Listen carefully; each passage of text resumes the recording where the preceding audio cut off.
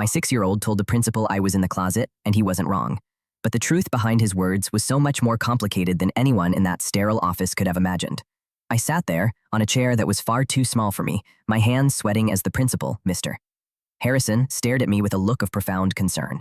My son, Leo, had been acting out in class, and this was the meeting I had been dreading all week. I'm a single dad, just trying to keep my head above water, and the last thing I needed was for my son to be labeled a problem child. Mr. Harrison cleared his throat, adjusting his glasses. We're worried about his behavior, but we're also worried about some of the things he's been saying. He told his teacher that you spend all your time in the closet. He said that's why you're always so tired. My blood ran cold. I could feel the unspoken judgment hanging in the air. The assumption, I forced a weak laugh trying to dismiss it. Kids and their imaginations, you know? But Mr. Harrison didn't smile. He leaned forward, his voice softer now. He also said you were in there this morning, and he heard you crying.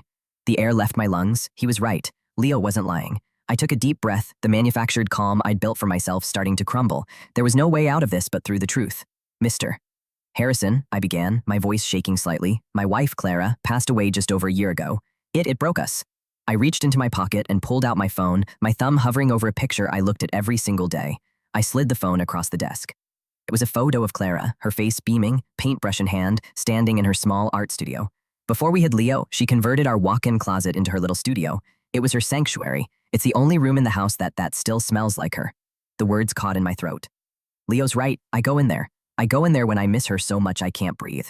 I sit on the floor and I look at her unfinished canvases, and yes, sometimes I cry. My son doesn't understand grief. He just knows his mommy is gone and that his daddy goes into a closet and comes out sad. He's not acting out because he's a bad kid. He's acting out because he's 6 years old and his world fell apart and he's terrified that he's losing me too. I looked up and the judgment in Mr. Harrison's eyes was gone. It had been replaced by a deep, aching empathy. He pushed my phone gently back towards me, his own eyes looking misty. He didn't say a word for a long moment.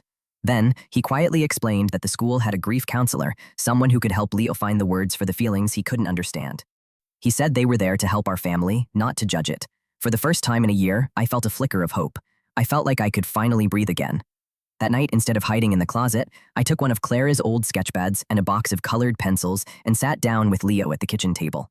I told him stories about his amazing, artistic mother. We drew pictures of her, flying through a sky full of stars. He looked at me, his little face serious, and asked, "Is this what you do in the closet? Talk to mommy?" I nodded, my heart aching and swelling at the same time. "Yeah, buddy, it is."